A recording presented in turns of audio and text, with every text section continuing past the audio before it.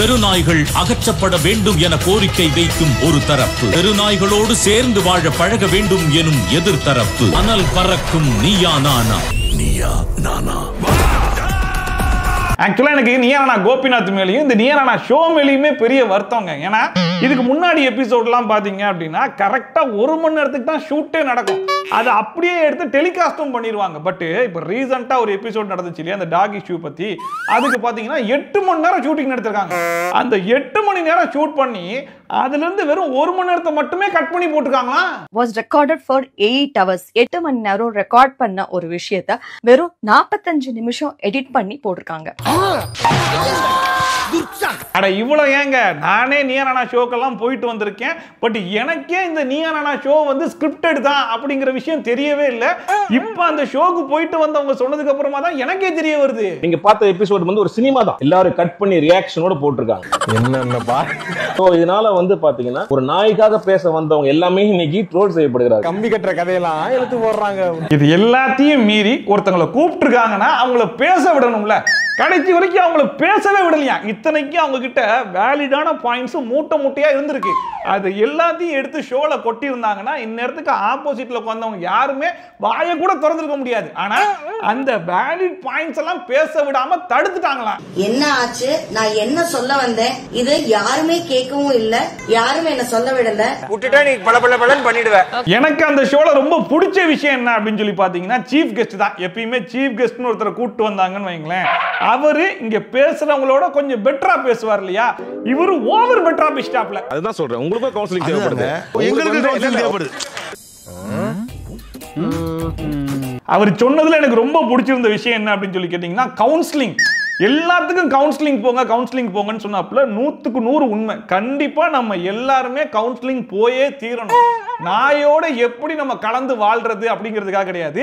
இந்த talk lovers சுத்திட்டு இருக்காங்க பாத்தீங்களா, அந்த ஷோக்கு முக்கியமா வந்து பேசினாங்க பாத்தீங்களா, அவங்களோட நம்ம எப்படி சேர்ந்து வாழ்றது அப்படிங்கிறதுக்காகவே கண்டிப்பா ஒரு கவுன்சிலிங் செஷன் நம்ம போயே ஆகணும்.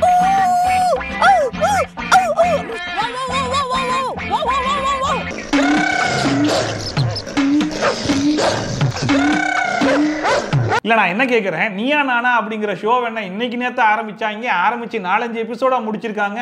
சீசனே 23ங்க. அப்ப எத்தனை எபிசோட் இருக்குன்னு பாத்துக்கோங்க. அண்ட் இத பத்தி பேசுறாங்க பாத்தீங்களா, இவங்க எல்லாருமே மீடியால ஒர்க் பண்ண ஆட்கள். இவங்களுக்கு தெரியாதா ஒரு ஷோனா அதை எப்படி ஷூட் பண்ணுவாங்க, எப்படி எடிட் பண்ணுவாங்க, எப்படி டெலிகாஸ்ட் பண்ணுவாங்கன்னு? இது எதுவுமே தெரியாம தான் நீங்க அந்த ஷோல போய் உட்கார்ந்து பேசுனீங்களா?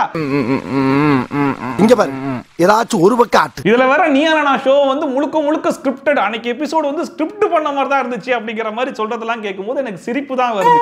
ஏன்னா நானுமே அந்த ஷோக்கு போயிருக்கேன். அந்த ஷோ எப்படி நடந்துச்சுங்கிறத நானே கண்கூட பார்த்தேன். நான் பேசினதுலேயே முக்காவாசி வரலன்னு வைங்களேன். நம்ம பேசுறது பாதி வராம போகலாம், நம்ம பேசுனது முழுக்கவே வராம போகலாம். ஆனா நம்ம அந்த ஷோல என்ன பேசுறோமோ அதை தானே அவங்க எடிட் பண்ணி போடுறாங்க. அவங்களே சொல்றாங்க 8 மணி நேரம் ஷூட் நடந்துச்சு அப்படின்னு சொல்லிட்டு அந்த 8 மணி நேரத்தையும் டெலிகாஸ்ட் பண்ண முடியாது. அதுல எது தேவை எது தேவையில்லை அப்படிங்கறத பிரிக்கிறது அவங்க தான். அதுல தேவையான விஷயங்கள் வெளியே வருதே தவிர்த்து ஒரு சைட பிளான் பண்ணி அடிச்சிட்டாரு கோபிநாத் அப்படின்னு சொல்லி சொல்றதெல்லாம் எந்த காமெடியில சேர்க்கறதுனே தெரியல. எப்ப வந்து மைக்ல நாங்க பேசணும் அப்படின்னு ஆரம்பிச்சாலும் இல்ல பேசாதீங்க பேசாதீங்க, உங்களுக்கான சான்ஸ் வரும்போது நீங்க பேசலாம், வேண்டாம் வேண்டாம் வேண்டாம் அப்படின்னு சொன்னாங்க. இதெல்லாம் வெளில போய் சொல்லு, சிரிப்பாங்க. இது எல்லாத்தையும் விட நாயால மட்டும் பேச முடிஞ்சுச்சுன்னு வைங்களேன். அன்னைக்கு டிபேட் ஷோல டாக் லவர்ஸ் சில பேர்லாம் வந்து பேசினாங்க பாத்தீங்களா. அவங்க பேசுறதெல்லாம் அந்த நாய் கேட்டாலே டேய் டாக் லவர்ஸ் நீங்க எனக்கு பண்ற சப்போர்ட் இருக்கு பாத்தீங்களா, அந்த சப்போர்ட்டை பார்க்கும்போது எனக்கே வெறி ஆகுதுடா. நீங்க சப்போர்ட் பண்ணாம இருந்தா கூட இவங்க விட்டுருவாங்க போல இருக்கு. ஆனா நீ சப்போர்ட் பண்றேங்கிற பேர்ல ஒரு பேச்சு ஒண்ணு பேசுற பாத்தியா, அதை கேட்கும்போது எனக்கே வெறி ஆகுது. அப்ப ஆப்போசிட் உட்கார்ந்திருக்க நிலைமையே கொஞ்சம் யோசிச்சு பாடுறான்னு அதுவே புலம்பும். ப்ரோ ஒரு அளவுக்கு தான் ப்ரோ, எல்லாமே சும்மாலாம் நோண்ட கூடாது ப்ரோ. இதுல வேற இவங்க எல்லாம் டாக் லவர்ஸ் அப்படிங்கிறதுனால இவங்க கருத்து கேச்சு நம்ம அகைன்ஸ்டா பேசிட்டாலே நீ ஒரு டாக் ஹேட்டர்ரா அப்படிங்கிற மாதிரி பேச ஆரம்பிச்சிடுறாங்க. என்னமோ நம்மள நாயை பார்த்தாலே கல்ல கொண்டு எறிகிற மாதிரி. நாய் நம்மளை டிஸ்டர்ப் பண்ணாத வரைக்கும் நம்மளுமே நாயை டிஸ்டர்ப் பண்ண போறது கிடையாது. ஒரு டீ கடையில் நிக்கிறோம், நாய் வாலாடிட்டு இருக்குன்னா பிஸ்கட் வாங்கி போட தான் போறோம். ஆனா ஒரு பிரச்சனைன்னு வருது, அதுவும் நாயால மனுஷனுங்களுக்கு பிரச்சனை அப்படின்னு சொல்லி வரும்போது நீ நாய் பக்கம் நிக்கிறியா இல்ல மனுஷன் பக்கம் நிக்கிறியா அப்படின்னு சொல்லி கேட்கும்போது நான் மனுஷனுக்கு சப்போர்ட் பண்றேன், நீ நாய்க்கு சப்போர்ட் பண்ற, அவ்வளவுதான் வித்தியாசம். டாக் ஹேட்டர்ஸை விட என்ன மாதிரி ஆளுங்க, நீங்க டாக் லவ்வருங்கிறதுனாலே இன்னொருத்தர் டாக் ஹேட்டர் ஆக மாட்டாங்க. நீங்க பிரயோகிக்கல கான்ஷியஸா இருக்கணும். ஆயாமாவை துரத்துது, ஒரு வயசானவங்களாகட்டும் ஒரு குழந்தையாகட்டும், அப்ப அவங்க என்ன பண்ணுவாங்க? சொல்லிடுவான். தெரிஞ்ச சொல்ல மாட்டானா? அந்த பெண்ணை வந்து துரத்துற நாய் கடிக்குது, அந்த நாய் வந்து அன்கான்சியஸா இருந்து ஒரு வெறி பிடிச்ச நாய் கடிக்குதுன்னா அதுக்கு முன்னாடி அதை வந்து யார் வந்து இல் ட்ரீட் பண்ணா? எங்க போறீங்க? அதான் போய் கேட்டு வந்துடுறோம். சீக்கிரம் சட்டு முட்டு வாங்க, எங்க வெயிட் பண்றேன். இப்போ உங்க அம்மா அந்த இடத்துல வைப்போம், இப்போ அவங்க என்ன செய்யணும்னு கேக்குறாங்க. எங்க அம்மா அங்க இது எதிர்க்காம கடி தேவையில்லாத ஐடியாலாம் கொடுத்துட்டு நம்மள இறக்கி விட்டு படிக்க பாக்குறானே. எனக்கு கடிக்கணும்ன்ற நம்பிக்கை இல்ல சார். அவங்க அங்கே உங்களுக்கு நம்பிக்கை இல்லாம இருக்கலாம் தம்பி. 5 நாய் சுத்து போட்டுருச்சு. எங்க அம்மா என்ன சொன்னது எங்க அம்மா தான் சார் முடிவு பண்ணுவாங்க அந்த நேரத்துல. ரைட் தானே? அவ்வளவுதான். அப்ப எனக்கு ஆபத்துனா நான் தானே முடிவு பண்ணணும். ஆமா, எனக்கு ஆபத்துனா அப்படியே எனக்காக நீங்க முடிவு பண்றீங்க. அவர் சொல்றத பாத்தீங்களா? அதாவது ஒரு நாய் நம்மள கடிச்சிருச்சு அப்படின்னா நாய் கடிச்சிருச்சு அப்படின்னு நம்ம பார்க்க கூடாது. அந்த நாய் ஏன் கடிச்சிச்சு அப்படின்னு நம்ம கொஞ்சம் யோசிக்கணுமா? யாராச்சும் அந்த நாயை வளர்க்குறேன்னு சொல்லி எடுத்து வந்து அதுக்கப்புறம் வளர்க்காம அந்த நாயை ரோட்ல விட்டுருப்பாங்க. அந்த மைண்ட் செட்ல தான் அந்த நாய் கடிச்சிருச்சு. இதெல்லாம் நம்ம புரிஞ்சுக்கணும் அப்படின்னு சொல்லி சொல்றாப்ல. ஒரு வெறி பிடிச்ச நாய் கடிக்குதுன்னா அதுக்கு முன்னாடி அதை வந்து யார் வந்து இல் ட்ரீட் பண்ணா? முதல்ல உன்னதான் கவனிக்கணும். வா, நீங்க இந்த ஷோல சொன்னதை அப்படியே எடுத்துட்டு போய் ஒருத்தன் நாய்க்கடி வாங்கி உட்கார்ந்துருப்பான் பாத்தீங்களா, அவங்கிட்ட சொல்லுங்க, அப்ப தெரியும் என்ன நடக்குதுன்னு. அதுக்கு முன்னாடி அதை வந்து யார் வந்து இல் ட்ரீட் பண்ணா? நமக்கு அந்த நாய்க்கு நம்ம இறக்கப்பட்டு இவ்வளவு சொல்றீங்க, அந்த குழந்தை மேல நமக்கு எந்த ஒரு இறக்கமே வர மாட்டேங்குது. எனக்கு உண்மையா ஆச்சரியமா இருக்கு. எவ்வளவு கேவலமான பிறவிங்க இல்ல நம்ம. பிறப்போக்கும் எல்லா உயிருக்கும்னு வள்ளுவர் சொல்லியிருக்காருல்ல, அது மாதிரி அது எல்லாருக்குமே வந்து அது இறக்கம்ன்றது எல்லா உயிரினத்திலும் இருக்கணும்னு தான் சொல்றோம். அம்மா, என் பெத்த தாயை ஓவர்டேக் பண்ணிட்டீங்கம்மா, ஓவர்டேக் பண்ணிட்டீங்க.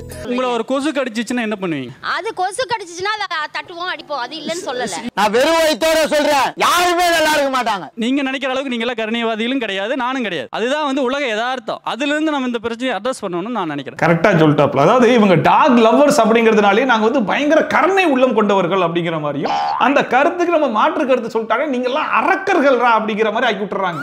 நீங்களும் கருணைவாதிகள் கிடையாது, நாங்களும் கிடையாது. அதை ரெண்டையும் தூக்கி ஓரமா வச்சுட்டு அதுக்கப்புறம் இந்த டிபேட்டை நம்ம டிஸ்கஸ் பண்ணோம் அப்படின்னா அதுதான் ஹெல்த்தியா இருக்கும். அதுதான் இவர் கரெக்டா சொல்றாப்ல. நீங்க நினைக்கிற அளவுக்கு நீங்க எல்லாம் கருணைவாதிகளும் கிடையாது, நானும் கிடையாது. கரெக்டா பேசுறான்டா, நான் கூட சரியா நல்லா பேசுறான்டா. இது எனக்கு தெரிஞ்சு நாயை டீல் பண்றது ரொம்ப சிம்பிள். திடீர்னு எங்க வீட்டுல சாதம் இருந்துச்சுன்னா எடுத்துட்டு போய் நாய்க்கு சோறு வச்சிருவேன். எனக்கும் நாய்க்கும் உள்ள புரிதல் அவ்வளவுதான். எங்கடா இருந்த? கூடவே தான் இருந்தேன். என்னையும் ஒரு டைம் நாய் கடிச்சிருக்கு. நான் வண்டியில போகும்போது எனக்கு குறுக்க பாந்து எனக்கு கீழேயும் தள்ளி இருக்கு. அதுக்காக நான் இந்த நகரத்துக்கு இந்த நாயே தேவையில்லைன்னு நான் சொல்ல முடியும். நான் குமார் அவசரப்பட்டிய ரொம்ப சிம்பிள், ஏன் இதை காம்ப்ளிகேட் பண்ணிக்கிறீங்க? ஸோ அப்படின்னா போயிட போகுது. வாசல்ல சாப்பாடு வச்சா சாப்பிட இந்த அளவு வரைக்கும் உங்க வாழ்க்கை இருக்கிறதுனால உங்களுக்கு பிரச்சனை இல்லை. சரி கண்ணே, நீ மேற்கொண்டு கேளு. உலகிலேயே அதிகமான ரேபிஸ் பாதிப்பு இருக்கு நாடு இந்தியா. இந்தியாவில் தமிழ்நாடு தான் நம்பர் 1 இடத்துல இருக்கு ரேபிஸ் பாதிப்புல. தம்பி இன்னும் பிரமாதமா புட்டு புட்டு வைக்குது. ரைட்டா? இதை இந்த அலட்சிய போக்கோடு நீங்க பேசுறப்ப தான் கோவம் வருது. சார் பேசுற தோரணை எப்படி இருக்குன்னு சொல்லி கேட்டீங்கன்னா, ஏன் சார் இதெல்லாம் ஒரு பிரச்சனைன்னு எடுத்து வந்து இதுக்கு ஒரு டிபேட் ஷோ வர வச்சு பேசிட்டு இருக்கீங்களா? நான் சொல்றேன் சார், ஈஸி சொல்யூஷன். நாய்க்கு சோறு வச்சா சாப்பிடும் சார், சாப்பிட்டு முடிச்சோன்னா ஷூ அப்படின்னு சொன்னா அது ஓடிடும் சார். மீறி கடிச்சிச்சுன்னா கவர்மெண்ட் ஹாஸ்பிட்டல் போய் ஊசியை போட்டு வந்து படுங்க சார், அவ்வளவுதான் சார் அப்படிங்கிற மாதிரி பேசிட்டு இருக்காப்ல. ஏய், ஊசி கொண்டு கடப்பால கணேசன் கொடுத்திருக்கே, பாடி தாங்க. அதாவது நாயால எனக்கு பெருசா எந்த பிரச்சனையும் இது வரைக்கும் வந்தது கிடையாது. அதையும் மீறி வந்திருந்தாலும் அவ்வளவு பெரிய பிரச்சனைலாம் கிடையாதுங்க, சின்ன பிரச்சனை தான், ஈஸியா சால்வ் ஆயிடுச்சு அப்படிங்கிற வரைக்கும் ஓகே. ஆனா நாயால பெரிய பாதிப்பு ஏற்பட்டவங்களுக்கும் நாயால இழப்பு ஏற்பட்டிருக்கும் பாத்தீங்களா, அவங்க கிட்ட எல்லாம் போயிட்டு இந்த மாதிரி ரொம்ப லெத்தாஜிக்கா பேசும்போது அவங்களுக்குலாம் இதை கேட்கும் போதே செம்ம காண்டா இருக்கும். இந்த நகரத்துக்கு இந்த நாயே தேவையில்லைன்னு நான் சொல்ல முடியும். உங்க தெரு அரசாங்கம் இல்லைங்க. எங்க டாக் பத்தி மட்டும் தான் சார் கேட்டாரு. நான் எங்க டாக் பத்தி உங்க டாக்னா எது madam? What's your boundary for உங்க? ஓகே, எங்க நாய் அப்படிங்க சொல்றது நீங்க சொல்ற மாதிரி நாங்க வளர்க்குற நாய், எங்க ஏரியால இருக்கக்கூடிய நாய், இதெல்லாம் எங்க நாய், நாங்க எடுத்துக்கலாம். அடுத்து கட்ட பண்ணலாமா? ஏரியா நாய் எப்படி உங்க நாய்? Still I'm single because I feel அந்த 4-legged animals என் குழந்தைங்களா நினைக்கிறேன். தப்பா சார்?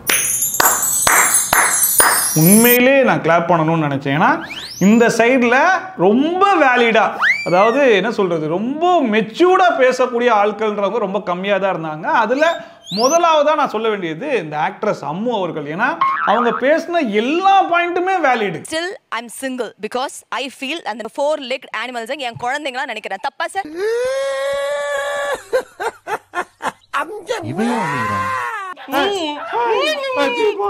ஏன்னா அவங்க கருணை உள்ளத்துக்கு ஒரு அளவே இல்லாம போயிட்டு இருக்குங்க. அதாவது அவங்க வீட்டுல வளர்க்குற நாய் மட்டும் இல்லையா, அவங்க ஏரியா நாயுமே அவங்க நாய் தானா. அதுவும் நாயின்னு சொல்லக்கூடாது, அந்த 4 கால் கொண்ட அந்த மிருகத்தை அவங்க வந்து ஒரு குழந்தையா பாக்குறேன் அப்படிங்கிற மாதிரி சொல்லும் போது என் கண்ணெல்லாம் என்னையே அறியாம கலங்க ஆரம்பிச்சிருச்சு. ஆனா கொஞ்ச நேரத்திலேயே கோபிநாத் ஒரு கேள்வி கேட்டிருப்பாப்ல. சரிங்க, உங்க ஏரியா நாய் சரி ஏரியா நாய் இல்ல சார், உங்க ஏரியால இருக்கக்கூடிய குழந்தைகள் எல்லாமே உங்க குழந்தைகள்னு சொல்றீங்களே, அதுல ஒரு குழந்தை யாரையாச்சும் போய் கடிச்சிருச்சு அப்படின்னா அதுக்கு நீங்க பொறுப்பு ஏத்துப்பீங்களா அப்படின்னு சொல்லி கேட்டா அதுக்கு என்ன தெரியுமா சொல்றாங்க? உங்க ஏரியா நாயெல்லாம் உங்க நாய் தானே, ஆமா, அது யாரையாவது கடிச்சா நீங்க பொறுப்படுத்துப்பீங்களா? கண்டிப்பா முடியாது. என்னது இது முடியாதுல. ஆனா அந்த பொறுப்பை யார் ஏத்துக்குவா? அது கவர்மெண்ட் தான். அவ்வளவுதான். யோசிக்கவே இல்லையே, இவ்வளவு நேரம் 4 கால் கொண்ட அந்த குழந்தை என் குழந்தை, அதுக்காக நான் கல்யாணம் பண்ணாம சிங்கிளா வாழ்ந்துகிட்டு இருக்கேன் அப்படிங்கிற மாதிரிலாம் பேசினவங்க தெருவில் இருக்கிற நாயும் என் குழந்தை தாங்க, அது யாரையாச்சும் கடிச்சிச்சுன்னா நான் பொறுப்பேற்றுக்கிறேன், என்ன நம்பி விட்டுட்டு போங்க அப்படிங்கிற மாதிரி பேசியிருந்தாங்கன்னா உண்மையிலேயே அவங்க மேல ஒரு மரியாதை கூட வந்திருக்கலாம். ஆனா யோசிக்காம கடிச்சிருச்சுன்னா என் நாய் கிடையாதுங்க, கடிக்காம சுத்திட்டு இருக்கு பாத்தீங்களா, அதெல்லாம் என் நாயா நான் எடுத்துப்பேன், என் குழந்தையா நான் எடுத்துப்பேன்னு சொல்லி பேசினா என்னடா நியாயம் இது? 4 legged animals என் குழந்தைங்களா நினைக்கிறேன். தப்பா சார்? தெரிஞ்சுக்கிட்டீங்களா? இப்போ புரியுதா? சூப்பர் பெரியப்பா, மேல சொல்லு, மேல யாராவது கடிச்சா நீங்க பொறுப்படுத்துப்பீங்களா? கண்டிப்பா முடியாது. கவர்மெண்ட் ஃபாரஸ்ட் லேண்ட்ல அழகா வச்சிருந்து பாதுகாத்து பிரச்சனைக்கு இன்னைக்கே தீர்வு காண முடியும். Wonderful idea sir, super idea. ஓப்பனிங்ல நல்லா தான் இருக்கு, ஆனா உன்கிட்ட பினிஷிங் சரியில்லையாப்பா. நீங்க சொல்ற மாதிரி ஒரு ஃபாரஸ்ட் லேண்ட்ல சூப்பரா ஒரு இடத்தை வாங்கி நம்ம பண்ணலாம். முதல்ல வாங்க சொல்லுங்க. அடுத்து வந்து இத்தனை டாக்ஸையும் வந்து அக்கமடேட் பண்றதுக்கு இடத்தை கிரியேட் பண்ண சொல்லுங்க. அதெல்லாம் ஒண்ணு இல்லடா, சும்மா இருடா நீ, சும்மா இருக்க வேணாம். அதுங்களுக்கு ஊசி போடுறதுக்கான காசு கொடுக்க சொல்லுங்க, பாத்துக்கிறதுக்கான ஸ்டாஃப்ஸை வைக்க சொல்லுங்க, அதுங்க ஏதாவது ஷிட் போச்சுன்னா அது எடுக்கிறதுக்கு ஆள் வைக்க சொல்லுங்க. இல்லப்பா சும்மா சொல்றப்பா, பேச்சல கேட்காதப்பா. என்னமா பேசுறாங்க? கடைசி பாயிண்ட் தான் எனக்கு ரொம்ப பிடிச்சிருந்துச்சு. அதாவது நாய் கக்கா போனா அதை எடுக்கிறதுக்கு ஆள் வைக்கணுமா? இவ்வளவு தூரம் ஒரு நாய்க்காக பொங்கி எழுந்து பேசுறவங்க, நாய் ஒரு குழந்தைய கடிச்சிருச்சு, நாயால 4 பேர் சாவறான், நாய் ரோட்ல போறவனெல்லாம் நாய் கடிக்குதுன்னு சொல்லி கேட்டா அதோடைய பாஸ்ட பாருங்க. நாய்க்கு வந்து கடிக்கிற மிருகமே கிடையாது, அது எதனால கடிக்குதுன்னு கொஞ்சம் ஒரு 2 நிமிஷம் வந்து யோசிச்சு பார்த்தா உங்களுக்கே புரிஞ்சிடும் அப்படிங்கிற மாதிரி பேசிட்டு இருக்காங்கன்னா இதை எப்படிடா நம்ம எடுத்துக்கிறது? அதுங்களுக்கு ஊசி போடுறதுக்கான காசு கொடுக்க சொல்லுங்க. இது எல்லாத்தையும் கூட விட்டுறலாங்க. ஆனா நம்ம அம்முக்கு எப்படிப்பட்ட ஒரு கருணை உள்ளம் இருக்குது அப்படிங்கிறதுக்கு ஒரு இன்சிடென்ட் சொல்லியிருப்பாங்க. அந்த இன்சிடென்ட்டை நீங்க கேட்கணுமே, வாங்க கேட்போம். ஒரு வண்டி ஒரு இடத்துல வேற இடத்துல மாத்தி வச்சப்போ இது வரைக்கும் இல்லாத பிரச்சனை திடீர்னு பார்த்தா ஒரே ஸ்மெல் வர ஆரம்பிச்சது. டேய் முருகா சார், என்னடா இந்த நாத்த நாடுது? சர்வீஸ் கொடுத்தப்போ சொன்னாங்க ஒரு ராட் செத்து போய் கடந்ததுன்னு. செத்தலி சார், வெறும் 2 நாள் மாத்தி விட்ட காரணத்துக்காக இடத்துல கேட்டும் கிடையாது, டாகும் கிடையாது, அந்த ராட் வந்து அந்த வண்டியே நாசம் பண்ணிடுது. இது வண்டியாடா, போய் புதைச்சு பால் ஊத்து. இந்த ராட் மேல எவ்வளவு கடுப்பா இருக்கு உங்களுக்கு? ஆச்சு சார், 10,000 ரூபாய். உங்களுக்கு சொல்லல கோவம் வருதா இல்லையா? அது கடிச்சு வச்சிருந்தா கூட நான் ஒண்ணு மன்னிச்சிருப்பேன் சார், அது உள்ள போய் செத்து போச்சு. மென்டல் டார்ச்சர்ல நீ எதனா எசுக்கு புசுக்கா பண்ணிட்டு போய் உள்ள உட்காந்துலான்னு பாக்குறேன் ப்ரோ. ஆக்சுவலா நீ என்ன சொல்லிருக்கணும்? பாவம் செத்து போச்சு, என் கார் போனது கூட கவலை இல்லைன்னு சொல்லிருக்கலாம். இதுதான் தவறான செயல். இப்படி உங்க ஜீவகாருண்யத்துடைய டைமென்ஷன்ஸ் இது 10,000 ரூபாய் போச்சேனா? ஐயோ, தெரிஞ்சு பேசுறாங்களா தெரியாம பேசுறாங்களான்னு எனக்கு ஒண்ணுமே புரிய மாட்டுது. கண்டுக்காதீங்க. இவங்களுடைய ஃபுல் ஃபோக்கஸ் நாய் மேல மட்டும்தான் போல இருக்கு. நாய் நல்லா இருக்கா, நாய்க்கு எந்த பிரச்சனையும் இல்லையா, அது வரைக்கும் நான் சந்தோஷமா இருப்பேன், மற்றபடி எவனாலும் எக்கேடுங்கிட்டு போய் எவனாலும் செத்து போய் எனக்கு ஒன்றும் பிரச்சனை கிடையாது அப்படிங்கிற மாதிரி. அந்த எலி செத்து போனதுக்கு இவங்க பரிதாபப்பட்டிருந்தாங்கன்னா பரவாயில்ல, எலி செத்து போனதுனால இவங்களுக்கு 10,000 ரூபாய் வந்து நஷ்டமாயிருச்சான், அதுக்காக இவங்க ஃபீல் பண்ணி அழுக வர செஞ்சாங்களா? எப்பேற்பட்ட கருணை உள்ளம் இது! அது கடிச்சு வச்சிருந்தா கூட நான் ஒண்ணு மன்னிச்சிருப்பேன் சார், அது உள்ள போய் செத்து போச்சு. இப்ப கூட இவங்களுடைய கருத்தை எடுத்து பாத்தீங்க அப்படின்னா இவங்களுக்கு நாய் மேலையும் பூனை மேலையும் பயங்கர பாசம் இருக்கிற மாதிரிலாம் அவங்க பேசல. எங்க ஏரியால நாய் பூனைலாம் இருக்கிறதுனால என் கார் ரொம்ப பாதுகாப்பா இருக்குது, இந்த நாய் பூனைலாம் நீங்க புடிச்சிட்டு போயிட்டீங்கன்னு வைங்களேன், அடிக்கடி எலி வந்து என் காருக்குள்ள செத்து போயிட்டே இருக்குமா இல்லையா, அப்படி சாவாம இருக்கணும்ன்றதுக்காக தான் நாய் பூனைலாம் எங்க ஏரியாலேயே விட்டு வைங்கன்னு கேட்கறன்ற மாதிரி பேசிட்டு இருக்காங்க. சொல்லவான்னா எல்லாத்தையும் சொல்லிட்டியே, நீ எனக்கு ஆப்பு வச்சிட்டியடா. இதுல இந்த ஷோல ஒருத்தர் சொல்லியிருப்பாரு, இந்த மாதிரி நாய் குறுக்க வந்ததுனால ஆட்டோக்கா வந்து என்னுடைய 6 வயசு பையன் இறந்துட்டான் அப்படிங்கிற மாதிரி. இந்த விஷயத்தை கேட்டுட்டு அம்மாவோட பயங்கரமான இறக்க குணம் கொண்ட இன்னொரு மேடம் இதுக்கு ஒரு கருத்து சொல்லியிருப்பாங்க. அந்த கருத்தை மட்டும் கொஞ்சம் கேளுங்க. ஐ கேன் அண்டர்ஸ்டாண்ட் அது பெயின் எவ்வளவு இருக்குங்கிறது எனக்கு தெரியுது. அப்படி இருக்கிறவ தான் தாய் குணம் இருக்கணும். எனக்கு 2 வாட்டி 2 வீலர் ஆக்சிடென்ட் ஆச்சு, 2 வாட்டியுமே குறுக்க ஒரு குழந்தை ஓடி போய். இததான் அவங்க ரொம்ப, இது எனக்கே கொஞ்சம் கோவம் வருது. மாறனாடி வாங்க போகுது, சீக்கிரம் ஏப்பா அந்த குறுக்க ஒரு நாய் வந்து உனக்கு ஆக்சிடென்ட் ஆன மாதிரியே குழந்தை வந்து ஆக்சிடென்ட் ஆயிருந்தா என்ன பண்ணிருப்பேன்னு கேக்குறது இருக்குல்ல. இன்சென்சிபிலிட்டியோட உச்சம் இது. சொல்லிக்கோ, இதுக்காக நான் வெக்கப்பட மாட்டேன், வேதனைப்பட மாட்டேன், துக்கப்பட மாட்டேன், துயரப்பட மாட்டேன்டா. No, I completely condemn this. I completely condemn this. அது எப்படி நீங்க பேச முடியும்? ஒரு நாய் குறுக்க போய் ஒருத்தன் வந்து புள்ள சாகுறதுக்கும் ஒரு புள்ள குறுக்க போனதுனால நீங்க கீழே விழுகிறது ஒண்ணா? கொஞ்சம் கூட மனசாட்சி இல்லாம ஒருத்தர் தன்னுடைய பையனை இழந்திருக்கேன் அப்படிங்கிற மாதிரி பேசிட்டு இருக்கும்போது, ஏன் சார் அங்க நாய் வந்ததுக்கு பதிலா குழந்தை வந்திருந்தா அப்படின்ற கேள்வி எல்லாம் எப்படி உங்களால கேட்க முடியுது? ஒன்னும் வீல திருத்த முடியாது, அவ்வளவுதான். பட் எனிவே நமக்கு வரக்கூடிய கோபத்தையும் ஆதங்கத்தையும் கோபிநாத்தனை ஷோலையே காமிச்சு விட்டாப்புல. இன்னொரு பக்கம் இவங்களுக்கு டாக் மேல இருக்கக்கூடிய அந்த காதல், அன்பு, பாசம், கருணை அது எல்லாத்தையுமே நம்மளால புரிஞ்சிக்க முடியுது. ஆனா ஒருத்தன் இந்த பக்கம் நான் பாதிக்கப்பட்டிருக்கேன், நான் வந்து இழந்திருக்கேன் அப்படின்னு சொல்லி சொல்றாங்க இல்லையா, அதை நான் புரிஞ்சுக்கிட்டேன் அப்படிங்கிற மாதிரி சொல்லி அமைதியா இருந்துட்டா கூட பரவாயில்ல, ஐ கேன் அண்டர்ஸ்டாண்ட். பட் இருந்தாலும் அந்த இடத்துல ஒரு டாகுக்கு பதிலாக குழந்தை வந்து தான் நீங்க என்ன பண்ணிருப்பீங்க அப்படிங்கிற மாதிரி பேசுறாங்க அப்படின்னா இவங்களால கொஞ்சம் கூட புரிஞ்சிக்க முடியலன்ற மாதிரி தான் தோணுது. வழக்கமா இங்க உட்காந்து பேசுறவங்க அப்படி இப்படின்னு கொஞ்சம் பேசினாலும் சீஃப் கெஸ்ட்னு வரவங்க கொஞ்சம் சென்சிபிளா பேசுவாங்க இல்லையா. பட் இந்த வாட்டி அப்படியே ஆப்போசிட்டா இருந்துச்சு. சீஃப் கெஸ்ட்னு சொல்லிட்டு படாவா கோபியை கூட்டு வந்து உட்கார வச்சதுக்கு அவரால என்ன செய்ய முடியுமோ அதை சிறப்பா செஞ்சு விட்டுருக்காப்ல. யாருக்கா? டாகுக்கு. நான் பக்கத்து தெருல இருந்து வரேன், இப்ப என்னைய கடிச்சு விடுமே. உங்களுக்கு கண்டிப்பா கடிக்கும். அது ஆரம்பிச்சிட்டாயா நீ அள்ளி வீசுவானே, ஆஃப் பண்ணிட வேண்டியதா. நீ அமுக்கனா நான் ஆஃப் ஆயிடுவேனா? தன் இனத்தை பாதுகாக்க வேண்டும் என்ற எண்ணத்துல தான் அது இருக்கும். இவர் வந்திருக்காரு, வாங்க வாங்க வெல்கம் நாய் கூப்பிடாது. நீங்க அந்த டைம்ல வராதீங்க, நைட்ல வராதீங்க. அப்படி வரீங்க அப்படின்னா பாதுகாப்போட வாங்க. இது வரைக்கும் இவங்க பேசுனதெல்லாம் கூட பரவாயில்ல, இப்ப கோபி ஒண்ணு வச்சாரு பாரு ஒரு பாயிண்ட். அதாவது கோபிநாத் அண்ணனே மனசுக்குள்ள வச்சுக்க முடியாம வெளிப்படையா சொல்லிட்டாப்ல, சீஃப் கெஸ்ட் கூட்டு வந்த பத்தியா உனக்கு இவங்களே பரவாயில்லடா அப்படிங்கறத சொல்லாம சொல்லிட்டாரு. நகரத்துல நான் ஒரு வராதீங்க, நைட்ல வராதீங்க.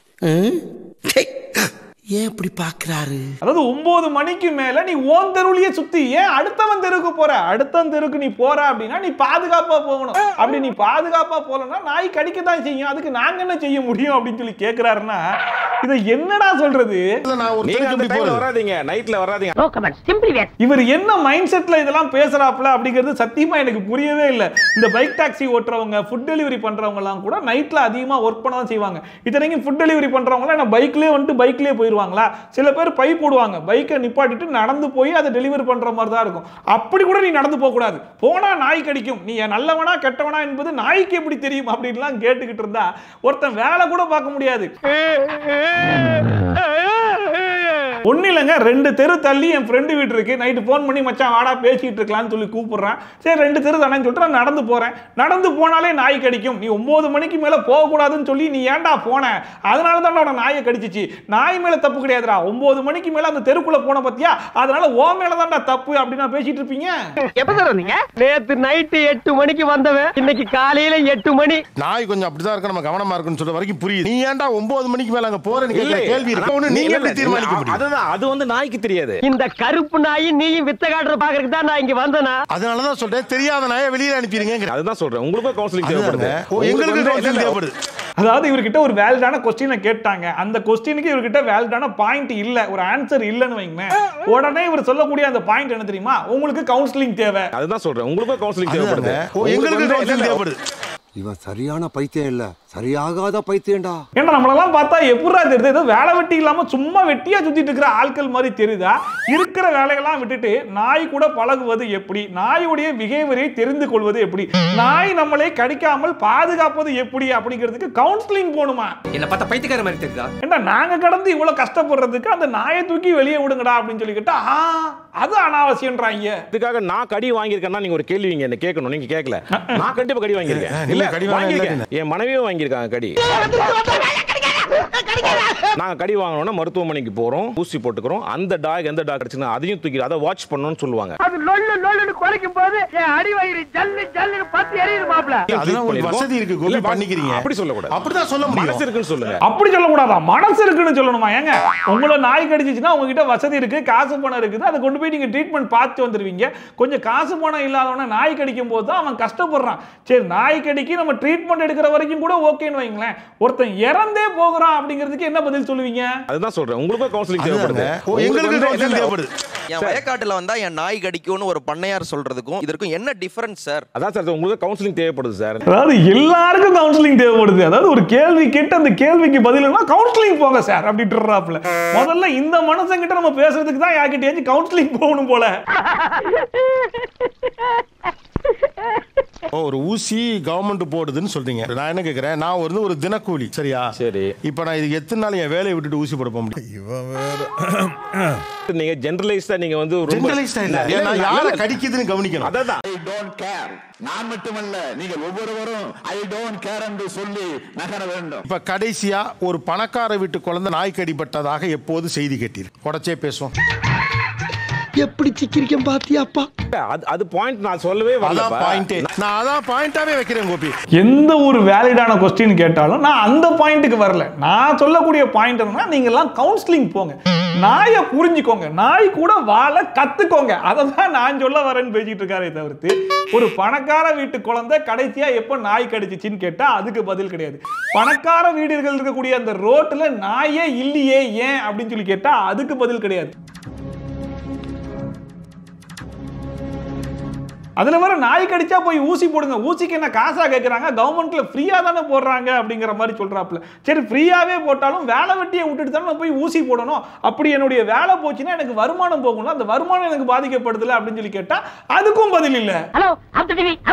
பணக்கார தெருக்களில் ஸ்ட்ரே டாக்ஸ் அவ்வளவு கிடையாது. மிடில் கிளாஸும் லோவர் மிடில் கிளாஸும் வாழக்கூடிய தெருக்களில் மட்டும் எப்படி இவ்வளவு ஸ்ட்ரே டாக்ஸ் இருக்கிறது? சொல்லுங்க. நாயால பாதிக்கப்பட்டவர்கள் ஒரு லிஸ்ட் இருக்குல்ல, பணக்காரர்கள் அஃப்ளூவன்ட் பீப்புள் எவ்வளவு பேர்? பெரும்பாலும் கிடையாது. பெரும்பாலும் கிடையாது. ஏன் கிடையாது? இப்ப நான் என்ன கேட்டு இப்படி போட்டு அடிக்கிறேன் நீ? பெரும்பாலும் அவங்க ரோட்லயே நடக்கிறது கிடையாது சார். அப்ப பிரச்சனை யாருக்கு இருக்கு? அதுக்கு அடுத்த பட்ச மக்களுக்கு இருக்கு. ரோட்ல நடக்கிறவங்களுக்கு இருக்கு அப்படினு சொல்லலாம். அப்ப முடிவை யார் எடுக்கணும்? ரோட்ல நாய் இருக்கணுமா இல்லையானே? அவங்க எப்படி சார் எடுக்க முடியும்? என்னமா இது? இப்ப பிரச்சனை என்னன்னா, பிரச்சனை என்னுடையது, தீர்வு உங்களுடையதாக எப்படி இருக்க முடியும்? அம்மூட்ட பிடிச்ச விஷயமே இதுதான். எந்த ஒரு கேள்வி கேட்டாலும் அதுக்கு நம்மளே அசர்ற மாதிரி ஒரு பதில் சொல்லுவாங்க. அதாவது ரோட்ல நடக்கிறவங்கள நாய் கடிக்குது, அது அவங்க பிரச்சனை. ஆனா அவங்க வந்து முடிவெடுக்க கூடாது சார். அதை கடிக்குதா, கடி வாங்குறாங்களா, அதெல்லாம் வாங்கிக்கிட்டோம் சார், முடிவை நாங்க தான் சார் எடுப்போம் அப்படின்னு சொல்லி அடம் பிடிச்சிக்கிட்டு இருக்காங்க. இதுல கொடுமை என்னன்னா, இந்த எடிட்டட் வெர்ஷனுக்கே 50 பேரும் சோசியல் மீடியால கழுவி ஊத்திட்டு இருக்காங்க. இதுல வேற அந்த 8 மணி நேரம் ஃபுட்டேஜ் அப்படியே போட சொல்லுங்க பாப்போம் அப்படின்னு வேற கேட்டுட்டு இருக்காங்க. ஒருவேளை விஜய் டிவி சரி ரைட் கேக்குறாங்கன்னு போட்டு விடுவோம்னு போட்டு விட்டாங்கன்னு வைக்கல, பாதிக்கப்பட போறது யாருன்னு நினைக்கிறீங்க? அப்பயும் இவங்க தான். நீங்க எல்லாருமே வந்து அன்எடிட்டட் வெர்ஷன் பாத்தீங்கன்னா என்ன நடந்துச்சு அப்படிங்கிற விஷயம் தெரியும். ஓ, நீ அப்படி வரியா? இது எல்லாத்தையும் விட ஹைலைட்டான விஷயம் என்னன்னு சொல்லி கேட்டீங்கன்னா, அம்மு சொல்லியிருப்பாங்க இந்த மாதிரி என்ன சரியா பேச விடல, பேச விட்டா நான் வேலிடான கொஸ்டின்ஸ்லாம் கேட்டிருப்பேன் அப்படின்னு சொல்லிட்டு. ஆனா அவங்களே வேற ஒரு இன்டர்வியூல போய் உட்கார்ந்து ஒரு வேலிடான கொஸ்டின் கேட்டிருப்பாங்க. அந்த கொஸ்டினை மட்டும் கொஞ்சம் கேளுங்களேன். குழந்தைகளை நாய் கடிச்சு கொதற வரைக்கும் பெற்றோர்கள் எங்க போனீங்க? அந்த அக்கம் பக்கத்துல இருக்கவங்க என்ன போனீங்க? அந்த குழந்தைங்களுடைய அழுக சத்தம் உங்களுக்கு கேட்கவே இல்லையா? எப்படி நாய் கடிக்கிற வரைக்கும் அக்கம் பக்கத்துல இருக்கிறவங்க, அவங்க வீட்டுல இருக்கவங்க எல்லாம் என்ன பண்ணிட்டு இருந்தாங்க? இல்ல எனக்கு இந்த கேள்வி கேட்கணும்னு இருக்கேன். என்னதான் பண்ணிட்டு இருந்தாங்க? ஒரு நாய் அப்படின்னு சொல்லி கத்துனாலே நாங்கெல்லாம் ஓடி போயிருவோம். ஆனா ஒரு குழந்தை கத்துறது கூட யாருமே போகலையே அப்படின்ற கேள்வியை கேட்கறாங்களே. சாதாரணமா ஒரு டாக விரட்டக்கூடியவங்க ஏன் அது நடந்து முடிகிற வரைக்கும் ஏன் என்ன பண்ணாங்க? அதெல்லாம் வேற கதை. என்ன பண்ணாங்க? குழந்தைக்கு ஒரு மேடம் இந்த கேள்வியை மட்டும் அப்படியே எடுத்துட்டு போய் அந்த ஷோல கோபிநாத் அண்ணன் கிட்ட கேட்டிருந்தாங்கன்னு வைங்களேன். கோபிநாத் அண்ணன் இன்னொரு மேடமுக்கு கண்டம்னு சொன்னாரு பாத்தீங்களா, அந்த மாதிரி அம்முவையும் பிடிச்சி கண்டமாக்கி இருப்பாரு. குழந்தைகளை நாய் கடிச்சு கொதற வரைக்கும் பெற்றோர்கள் எங்க போனீங்க? இதுல ஹைலைட்டே அம்மு இன்னொரு பாயிண்ட் சொன்னாங்க பாருங்க, அதுக்கு தான் பிரமிச்சு போயிட்டேன். அதாவது இவங்க சைடுல உட்கார்ந்தவங்க எல்லாருமே இன்னசென்ட் பீப்பிளா, ஆப்போசிட் சைடுல நியரான டீம் யாரை கண்டுபிடிச்சு கூட்டு வந்திருக்காங்க அப்படின்னா, நாயால பாதிக்கப்பட்ட நாலேஜ் அதிகமா கொண்டவங்க, இவங்களெல்லாம் கூட்டு வந்து உட்கார வச்சு பேச விட்டா எப்படி பேச முடியும்? இந்த பக்கத்துல இருந்தவங்க அத்தனை பேருமே வந்து இன்னசென்ட் பீப்புளா வந்து கூப்பிட்டு, இந்த பக்கத்துல இருந்தவங்க வந்து முழுக்க அதை பத்தி நிறைய விஷயங்கள் தெரிஞ்சவங்க மட்டும் இல்லாம யார் யாரெல்லாம் பாதிக்கப்பட்டாங்களோ அவங்கள தேடி கண்டுபிடிச்சு கூட்டிட்டு வந்து ஒரு டாக் ஷோல உட்கார வச்சு என்ன பண்ணணும்னு நினைச்சீங்க அப்படின்னு எங்களுக்கு தெரியல. என்னங்க இப்ப பிரச்சனை உங்களுக்கு? ஒரு நாய் டாபிக். இவங்கெல்லாம் டாக் லவர்ஸ். அப்ப ஆப்போனன்ட்ல யாரை கூட்டு வருவாங்க? நாயால பாதிக்கப்பட்டவங்கள தானே கூட்டு வருவாங்க. அவங்கள கூட்டு வந்து பேச விட்டா எங்களால எப்படி பேச முடியும்னு கேக்குறாங்க. இதை பத்தின நாலேஜ் அதிகமா இருக்கவங்க எல்லாம் வந்து பேசினா எங்களால எப்படி பேச முடியும்னு சொல்லி கேக்குறாங்கன்னா இவங்க எதுக்கு முதல்ல அந்த டிபேட் ஷோக்கு போகணும்? ஆக மொத்தத்தில் இவங்க ஷோல பேசினது கூட ஓரளவுக்கு பரவாயில்ல அப்படிங்கிற மாதிரி இருந்துச்சு. ஆனா ஷோ விட்டு வெளியே வந்து தனியா வீடியோ போட்டு நான் ஜஸ்டிபிகேஷன் பண்றேன் அப்படிங்கிற மாதிரி பேசியிருந்தாங்க பாத்தீங்களா? அதை பார்க்கும்போது தான் இன்னும் கோவம் வருது. மேட்டர் ஆஃப் டிஆர்பி எதுக்காக நீங்க இந்த மாதிரியான ஒரு அக்லி கேம் விளையாடி இருக்கீங்கிறது எங்களுக்கு ஒண்ணுமே புரியல. டிவி விளம்பரம் மாதிரி அடிக்கடி வந்து நின்னுக்கிட்டு போ சொல்லு. அவ்வளவுதான் இன்னைக்கு வீடியோ. இந்த எபிசோட் கண்டிப்பா நீங்களும் பார்த்திருப்பீங்கன்னு நினைக்கிறேன். இந்த ஷோ பத்தினா உங்களுடைய கருத்து என்ன அப்படிங்கறதையும் மறக்காம கமெண்ட் செக்ஷன்ல சொல்லுங்க. இதே மாதிரி ட்ரோல்ஸ் அண்ட் ரிவ்யூஸ்லாம் கண்டிப்பா பார்க்கணும்னா மறக்காம சப்ஸ்கிரைப் பண்ணிட்டு பக்கத்துல இருக்க பெல் ஐகான் டான் தட்டி விட்டீங்கன்னா நான் போற வீடியோ நோட்டிஃபிகேஷன் டான் டைம்க்கு வந்து சேர்ந்துரும். சோ மீட் இது மாதிரி சூப்பரான வீடியோட, சூப்பரான ரிவ்யூவோட, சூப்பரான ட்ரோலோட உங்களை சந்திக்கிறேன். Then bye from Shafi. Tata, bye bye and take care.